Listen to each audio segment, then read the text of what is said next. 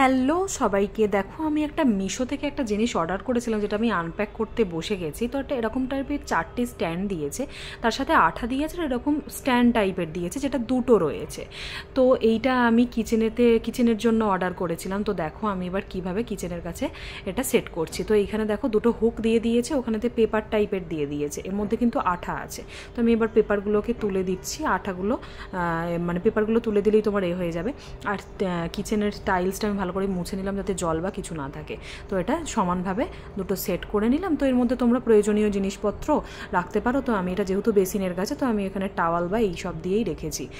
টাওয়ালটা কি ওখানে ঝোলানো যাবে। আর এইটা আমি ফ্লিপকার্ট থেকে অর্ডার করেছিলাম, যেটার দাম নিয়েছে 245, কিন্তু আমি ওটা অফারেতে 195-এ পেয়েছি।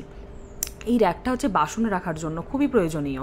তো এর মধ্যে ধরো আমি কোনো বাসন টাসন ধুয়ে টুয়ে এর মধ্যে রেখে দিলাম, এর মধ্যে দিয়ে রাখলে কোনো জল এখান দিয়ে পড়বে না। এই যে ড্রেনটা রয়েছে, ধরো ওই সমস্ত ধোয়া বাসনের জলটা এই ড্রেনটা দিয়ে বেসিনেতে পড়ে যাচ্ছে।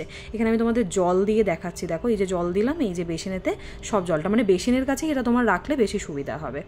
তো এই দুটো জিনিস আমার খুবই কিচেনের জন্য খুবই প্রয়োজনীয় হয়েছে। Thank you.